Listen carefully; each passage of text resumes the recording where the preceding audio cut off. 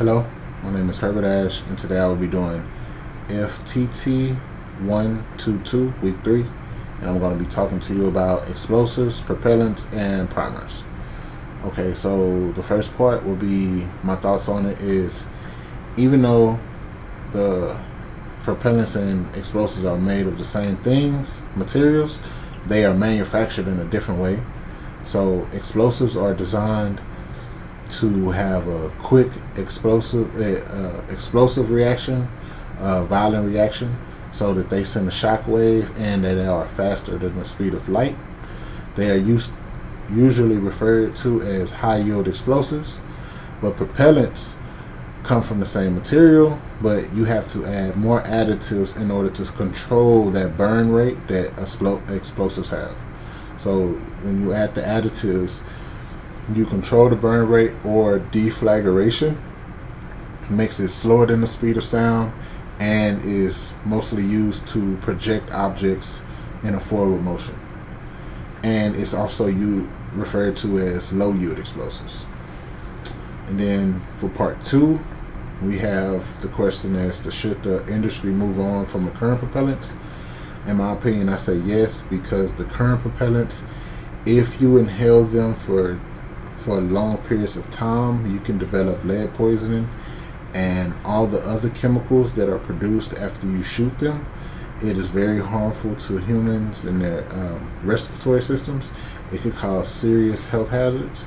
So I would like to see the industry move on to more of energy-based ignition systems to ignite that, to be able to project that projectile forward, propel that projectile forward in a cleaner way. And now we have part 3, which would be the different types of primers and how they function. First, we have the battery cup design. It's mostly used in shot shells and has a cup within a cup design, with the priming compound on the inside cup and a flash hole on the outside cup. It can easily be removed, but really comes in one standard size, and it only has one flash hole. The anvil sits on both sides of the inner cup, and the way it works is the firing pin, here we go, the firing pin crushes the compound, which is this, into the anvil,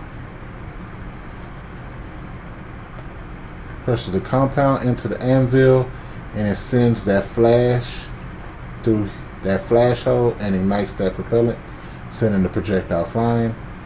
This is the first cup. This is the second cup. This is the anvil. This is the foil paper that protects the compound from premature igniting. And then next we have the boxer, which is standard in the US, but was created by a European man. It has one flash hole. The anvil is built into the primer, and it is a easy to reload design, and the anvil is integral to the primer. So we have this right here.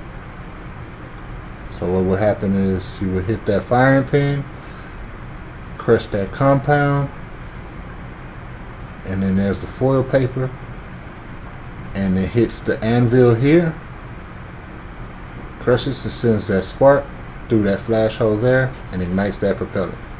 And this is the cup design here. You can see that. And then last but not least, we have that Burdan primer, which is commonly used in Europe and Asia, but was created by an American. The anvil is a fixed anvil attached to the center of the casing instead of the cup. It has 2 flash holes and foil paper like all the other ones. And here we go.